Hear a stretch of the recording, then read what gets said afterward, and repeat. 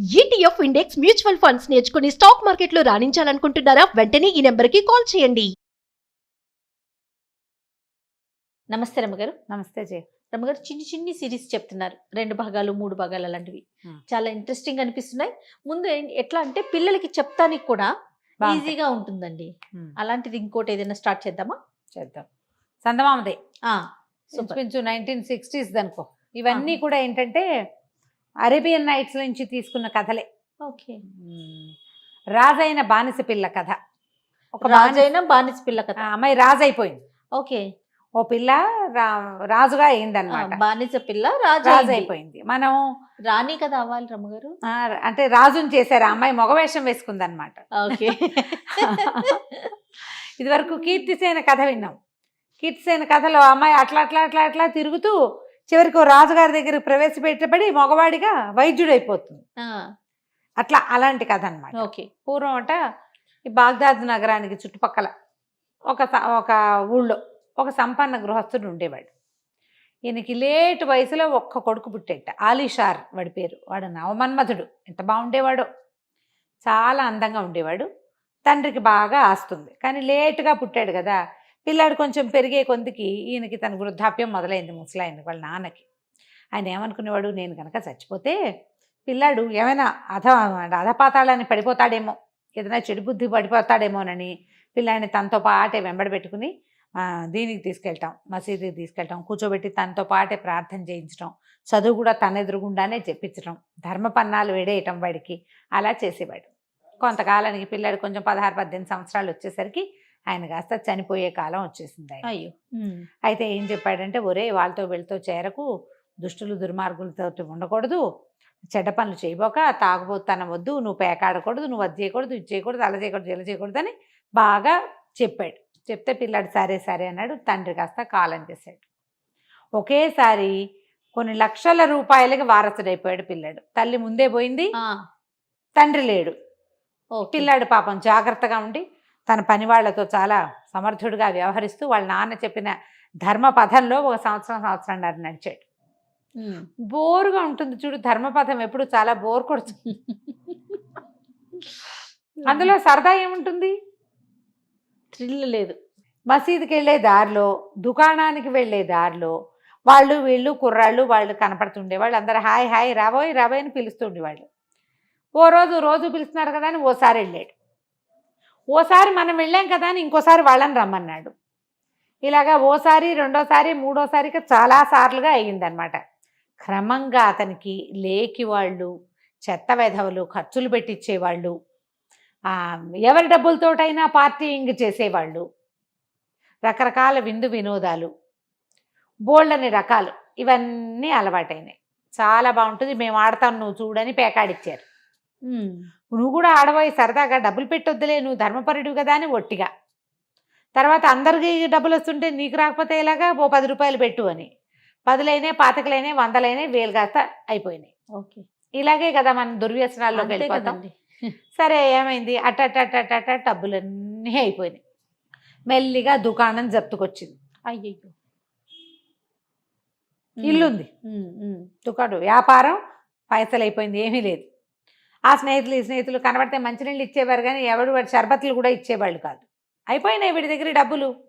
పైగా ఈ జల్సాల్లో పడితే వ్యాపారం ఏం చేస్తారు, వ్యాపారాలు ఎలా నడుస్తాయి, దాని మీద కూర్చోవాలి పొద్దున్నుంచి రాత్రి వరకు. ఎప్పుడు కూర్చుంటేనే వీళ్ళు ఎవరికో పేరు వచ్చింది, వీళ్ళకి వచ్చి ఎవరికో డబ్బు వచ్చిందని ఏడవకూడదు. అవును. వాళ్ళు దాని మీద ఎంత కూర్చుంటున్నారో మనం చూడడం, వాళ్ళకి ఏదో ఉచితంగా వచ్చేసిందని ఏడుస్తారు. అవును అవును.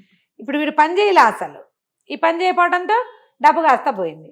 అయితే ఏమైంది, ఒకనాడు దారిలో నడిచేస్తున్నాడు, ఎవరి దగ్గరైనా స్నేహితుడి దగ్గరికి అప్పు తెచ్చుకుందామని వెళ్ళాడు. ఎవ్వరూ ఇవ్వల, ₹1 లేదు.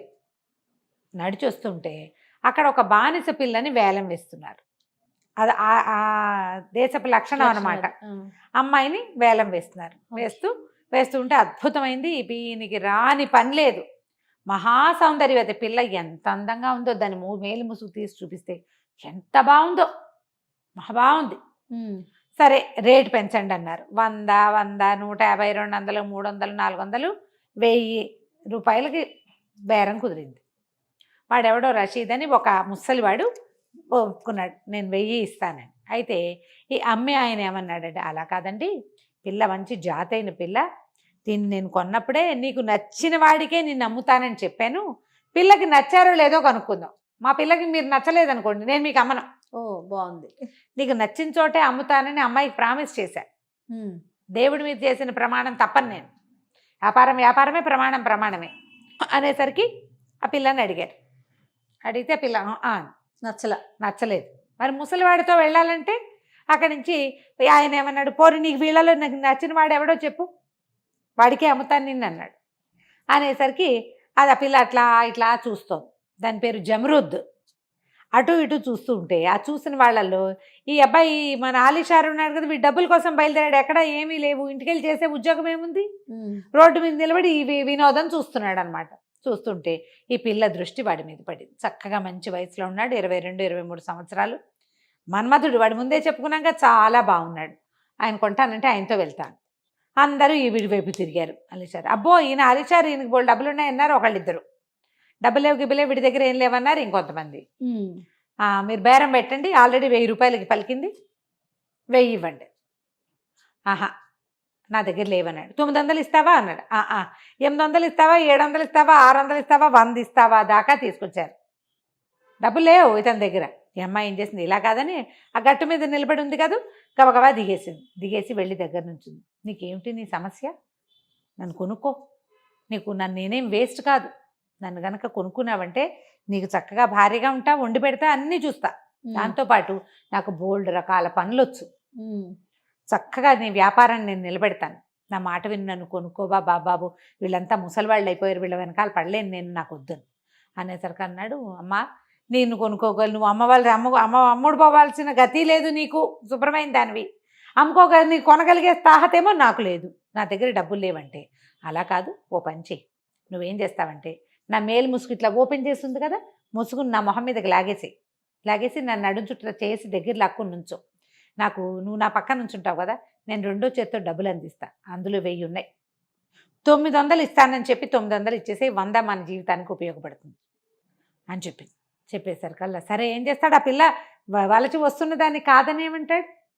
ఈ పిల్ల ఏంటంటే ఇది మామూలు పిల్ల కాదు, దీనికి చక్కటి సప్తవర్ణాలతోటి లేసులు అల్లడం వచ్చు, పరదాలు అల్లటం వచ్చు, కుట్టు సూదులతో అది చేయగలిగే పని ఎవరు చేయలేరు అసలు, చాలా పనిమంతురాలైన పిల్ల. అది అల్లిన లేస్ అసలు ప్రపంచంలో గుర్తింపబడేంత అద్భుతమైన చిత్రంలాగా తయారవుతుంది. అక్కడి నుంచి ఏం చేశాడు, ఆ అమ్మాయి అడుగుతోందని దాని మేలు ముసుగు లాగేసి పిల్లంట దగ్గరికి కావలించుకొని నుంచున్నాడు. నేను తీసుకుంటాను అన్నాడు. 2వ చేత్తో డబ్బులు మూట అందించేసింది. ఆ మూట తీసి 900కి కొంటాను నేనని చెప్పి ఆయన ఏమన్నాడు, 500 వచ్చినా చాలనుకున్నాడు, 900 వస్తే బాగా వచ్చినట్టేనని అందులో నుంచి 100 లెక్క పెట్టి జేబులో పెట్టుకుని మిగిలిన డబ్బులు ఆయన చేతిలో పెట్టాడు. ఆ 100 జేబులో పెట్టుకుని ఈ అమ్మాయి చేయించుకుని తన ఇంటికి తీసుకెళ్ళాడు. వీళ్ళకి ఇల్లు వాకిలి చక్కగా ఉన్నాయి, ఇల్లు ఉంది, డబ్బులు లేవు అంతే. సరే ఇంట్లోకి వెళ్ళంగానే ఏమంది, మనం తినడానికి ఏమైనా పట్టుకురా, నీ దగ్గర 100 ఉంది కదా అంటే సరే ఏం చేశాడు, ఈ లోపల ఈ అమ్మాయి ఇల్లు అంతా చక్కగా దులిపేసి శుభ్రంగా తుడిచిపెట్టి, ఎవరు లేరు, దిక్కు దివాణం లేదు కదా, అంత నీట్గా తయారు చేసి పెట్టింది. వాడు బయటికి వెళ్ళి వచ్చే లోపల అతను ఏం చేశాడు, స్వీట్లు అవి ఇవి, తిండికి రొట్టెలు, పానీయాలు ఈ కథల్లో కనపడతాయి జయ, నేను ఎప్పుడు ఇది చెప్దాం అనుకుంటా, ఇదేదో కొంత పాతకాలపు భావాలతో ఉన్నట్టుగా కనపడుతుందా, కానీ బజార్ నిండా సామాన్లే, ఎన్ని వండుకుంటారో వాళ్ళు, బజార్ నుంచి తెచ్చిన కథలు వ్యవహారం తెగ్గన పడుతుంది. బజార్లో అమ్మేది కొనేది కూడా, ఎంత కొనుబళ్ళు ఉన్నాయో ఎంత అమ్మకాలు ఉంటాయో ఆ కథల్లో. బోళ్ళని పట్టుకొస్తాడు, మిగడు రొట్టెలు అవి ఇవి పట్టుకొస్తాడు, ఇద్దరు కలిసి కూర్చొని తింటారు. తర్వాత పద మన ఇద్దరం పెళ్లి చేసుకుందామని ఒక హాజీని పిలిచి పెళ్లి చేసుకుంటారు. పెళ్లి చేసుకున్నాక ఏం చేస్తాడు, అమ్మాయి చెప్తుంది, ఇంకో 1000 నాణ్యాలు ఉన్నాయి నా దగ్గర, నేను దాచిపెట్టుకున్నా, ఆ డబ్బులు ఓ పని చెయ్యి, ఈ డబ్బులు ఇచ్చి నీ ఫలానా లిస్ట్ రాసిస్తా, లిస్ట్ అంతా పట్టుకురా అని చెప్పి బోల్డని అల్లిక సూదులు, దారాలు, తర్వాత ఒక పెద్ద పట్టె మంచం లాంటిది అల్లడానికి వీలుగా, లేసల్లేందుకు వీలుగా ఇలా మొత్తం లిస్ట్ రాసిచ్చింది. ఇదే మన తాలూకు పెట్టుబడి సామాగ్రి అని చెప్పి 7 రోజుల పాటు కూర్చుని ఒక పెద్ద పరదా లాంటిది అల్లింది. అదేంటంటే వాల్ హ్యాంగింగ్గా పెట్టుకోవచ్చు, లేదా మన హాల్లో నుంచి ఇంట్లోకి వెళ్ళేటప్పుడు మిగిలిన వాళ్ళకి కనపడకుండా మనం కర్టెన్ లాంటిది వేసుకుంటాం కదా, దాన్ని ఏమంటారు, మన పార్టిషన్ కర్టెన్, అలాంటిది పెట్టుకోవచ్చు అనమాట. పెద్ద పెద్ద హాల్స్లో ఉపయోగపడేది. ఎంత బాగా చేసిందో, ఆ దారాలన్నీ వాడి దాన్ని చాలా అద్భుతంగా తయారు చేసింది. ఏం చెప్పిందంటే ఇది పట్టుకెళ్ళి బజార్లో అమ్మేసుకునిరా, 50 రూపాయలకి ఒక్క రూపాయి తక్కువకి అమ్మద్దు, రోడ్డును పోయేవాడెవ్వడికి దీన్ని ఇవ్వద్దు, కేవలం గొప్ప షాపులోనే దీన్ని అమ్మాలి, మన పని పై మెట్టు మీద ఉండాలి, పలానా కొట్లో అన్న మాటే ఉండాలి, కానీ అమ్మకూడదు, వేరే వాళ్ళెవరితోటి నువ్వు మాట్లాడద్దు అని చెప్పింది. బాగుందిగా. చాలా బాగుంది. సరే వెళ్ళాడు వీడు. వెళ్ళి ఒక షాపు 2-3 షాపుల్లోకి వెళ్ళాడు. మొదటి షాపు వాళ్ళే చూడలేదు, రెండో వాళ్ళు మూడో వాళ్ళు చూసి అబ్బో ఎంత బాగుందో, ప్రతిసారి మాకే తీసుకొచ్చి ఇవ్వని 50 రూపాయలు ఇచ్చేశారు, 50 దినారాలు.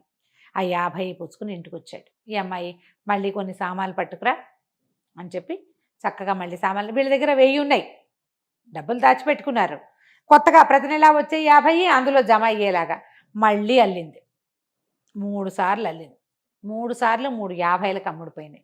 చక్కగా వంట చేసేస్తుంది, చక్కగా సంగీతం పాడుతుంది, అదేదో వీణ టింగ్ టింగ్ మనం వాయించేది ఒకటి ఉంది సాధన, అది వాయించేస్తుంది, వీడితో చక్కగా ఉంటుంది, ఏదో ఒకటి అల్లుతుంది. వీడి పనల్లా ఏమిటి, ఈ వస్తువు అమ్ముకు రావటం, మార్కెటింగ్ మాత్రమే. 3 కొట్లల్లోనే ఇస్తున్నాడు. తర్వాత ఒకసారి అల్లిన తర్వాత ఏం చేసింది, పదే చెప్తుంది అమ్మాయి, కొట్టులోనే అమ్మాలి, నువ్వు బయట అమ్మకూడదని. ఈ పరదా పట్టుకుని వెళ్తుంటే దారిలో ఒక దళారీ కనిపించాడు. ఆ దళారీని మాట్లాడుకున్నారు ఇద్దరు. మాట్లాడుకుంటే మీ ఆవిడ ఏదో ఏమిటి ఏమమ్ముతున్నావు, నీ వస్తువు ఏది చూపించంటే, కాదు నేను కొట్లో అమ్ముతానంటే, కొట్లో ఇచ్చేది నేనే ఇస్తానోయ్, నేనే ఇప్పిస్తాను, నువ్వంత ఆలోచించబాక, నీకు బ్రహ్మాండమైన వస్తువు నేను ఇప్పిస్తా కదా అని, డబ్బులు నేను ఇప్పిస్తాను, ఇంకో 10 రూపాయలు ఎక్స్ట్రానే ఇప్పిస్తానని వీడిని క్వశ్చన్ చేశాడు, బలవంతం చేశాడు. సరే ఎవరికో చూపించాలి, చూపించాడు. చూపిస్తే ఆ చూపించిన వాడు ముసలివాడు వీడిని ఎక్కడో చూసా అనుకున్నాడు, కానీ ఆ ముసలివాడు ఎవడో వీడి గుర్తురాల. కానీ రోజు 50కి అమ్మేది 60కి అమ్మాడు. అమ్మేసి ఏదో ఇంటికి కావాల్సిన వస్తువులు, స్వీట్లు, అవి 2-3 వస్తువులు పుచ్చుకుని మళ్ళీ ఇంటికి వస్తుంటే దళారి వాడు మొదట ఒకడు కనపడ్డాడు కదా, వాడు వీడి వెనకాల పడ్డాడు. వీడికి ఏంటంటే ఒక కించగా ఉంది, భార్య చెప్తుంది ప్రతిసారి బయట ఎవ్వరికీ అమ్మద్దు, రోడ్డు మీద అమ్మకూడదు ఈ వస్తువు, షాపులో అమ్మంటుంది. పొరపాటు చేశానేమో అనిపిస్తోంది, 10 రూపాయలు ఎక్కువ వచ్చాయి కదా అనిపిస్తోంది, కానీ ఒక కించగా ఉంది వాడికి లోపల. ఆ అమ్మాయి చేసిన వస్తువు తను చెప్పినట్టు చెయ్యాలి, అనవసరంగా చేశానని అనిపిస్తుంది. ఈ దళారి వాడు వెనకాల పడ్డాడు. ఏమిటి నీకు మధ్యలో మూట చెప్పేశా కదా, ఒక 5 రూపాయలు ఎంతో దళారీకి ఇచ్చాడు, 60 రూపాయల్లో నీకు ఇచ్చేసా కదంటే, కాదండి చాలా దాహం వేస్తుంది, కాస్త మంచినీళ్ళు ఇప్పించచ్చు కదా అన్నాడు. అయితే ఇక్కడ చెరుకు రసం ఉంది ఇప్పిస్తానన్నాడు. కాదు మామూలు నీళ్ళే కావాలి నాకు, మంచినీళ్ళు ఇప్పించండి అన్నాడు. అనేసరికల్లా సరే వాకిట్లోకి వచ్చి నువ్వు బయటే నుంచండి. ఆ ఇళ్లల్లో ఏంటంటే లోపలికి వచ్చేసడానికి ఉండదు, దానికి ముందు హాలు వెనక హాల్ అవన్నీ వేరువేరుగా ఉంటాయి. ముందు నుంచోబెట్టాడు, లోపలికి వెళ్ళాడు. భార్య చేతికి 55 రూపాయలు ఇచ్చాడు. షాప్లోనే అమ్మావా అని అడిగింది. అమ్మానన్నాడు. అని ఎవరు మనిషి వచ్చాడు అని అంటే దళారి వాళ్లే, మంచినీళ్ళు కావాలట, మంచినీళ్ళు ఇస్తానన్నాడు. సరే మంచినీళ్ళు ఇచ్చింది. ఆ చెంబు చేత్తో పుచ్చుకొని బయటకు వస్తే వాడు ఆ బయట ఉంచోవలసిన వాడు లోపలికి వచ్చేసాడు. ఏమిటి ఇంతటి దాకా వచ్చావు, ఇంత లోపల రాకూడదు, లోపల మా ఆడవాళ్ళు ఉన్నారని కసురుకున్నాడు. అయ్యో ఎందుకండి అంత కసురుకుంటాం, మనం ఒక జాతి వాళ్ళమే, మీరు అలా మొహమాట పడక్కర్లేదు, నేను కూడా ప్రార్థన చేసేవాడినే అన్నాడు. కాకపోతే ఏంటంటే వీడికి అనుమానం, వీడు తనలాంటి ప్రార్థన చేసేవాడు కాదు, వీడు ఇంకో జాతి వాడని అనిపిస్తోంది. అయితే వీడు ఇతర జాతులు తన ఇంట్లోకి రావడం వీడికి ఇష్టం లేదు. కానీ వచ్చేసిన వాడిని ఏం చేస్తాడు, పైగా వాడు తనకు ఒక 10 రూపాయలు ఎక్స్ట్రా ఇప్పించాడు, మీదటికి ఇంకా ఇప్పిస్తానంటున్నాడు, నువ్వు పట్టుకు మీరు చేస్తే నేను అమ్మేస్తానంటున్నాడు, మంచినీళ్ళు అంటున్నాడు కదా అని నీళ్ళు ఇచ్చేసరికల్లా వాడు ఒక చుక్క నీళ్ళు ఎత్తి నోట్లో పోసుకుని, ఏమిటండి చాలా ఆకలిగా ఉంది, ఓ ముద్ద వేసి పంపించవచ్చు కదా నన్ను అన్నాడు. అనేసరికి అన్నాడు, అదే నువ్వు మంచినీళ్ళ నుంచి తిండిలోకి వచ్చావు, మా ఇంట్లో అవన్నీ కుదరమంటే, ఏముందండి మీకు ఇంత లాభం చేసి పెట్టాను, దుకాణాలకు మీరు ఎంత నడవాలి, మీ వాకిట్ల నుంచి 10 అడుగులు వేసేసరికి మీకు బేరం కుదిర్చేశాను, కాస్త ఏమైనా తిండి పిచ్చచ్చు కదా అంటే, అయితే సరే నువ్వు ఇక్కడే కూర్చో, లోపలికి వెళ్ళొద్దు అని చెప్పి ఆ బయట ఉన్న కొట్లో నుంచి కాస్త అవి ఇవి ఏవో తినడానికి పట్టుకొచ్చాడు, స్నాక్స్ లాంటివి. తెచ్చేసరికల్లా వాడన్నాడు, అబ్బో మీరు భలేవాళ్ళండి, ఒక్కటి అడిగితే 4 తెచ్చారు, కూర్చోండి మనిద్దరం కలిసి భోజనం చేద్దాం అని చెప్పి ఆ స్వీట్లన్నీ ఇలా చక్కగా పరిచి ఎదురు బదురు కూర్చున్నారు. వీడు బయటికి వెళ్ళి వచ్చాడు కదా ఎండకి, నీళ్ళ చెంబెత్తిట నోట్లో పోసుకోపోయాడు. వీడి మొహం ఎత్తి నీళ్లు పోసుకునే క్రమంలో వీడేం చేశాడు, ఎదురుకుండా ఉన్న ఆ దళారి వాడు జేబులోంచి ఏదో చిన్న ఇంత సీసా లాంటిది తీశాడు, దాన్నేమో వీడి ఎదురుగుండా ఉన్న ప్లేట్లో సమోసాలు రొట్టెలు అవి ఉన్నాయి కదా దాని మీద చల్లేసాడు. చల్లేసరికల్లా అది నోట్లో పెట్టుకోగానే ఇతను స్పృహ తప్పి పడిపోయాడు ఆలీషర్. పడిపోయిన మరుక్షణం వాడు ఏం చేశాడో మనం వచ్చే భాగంలో తెలుసుకుందాం.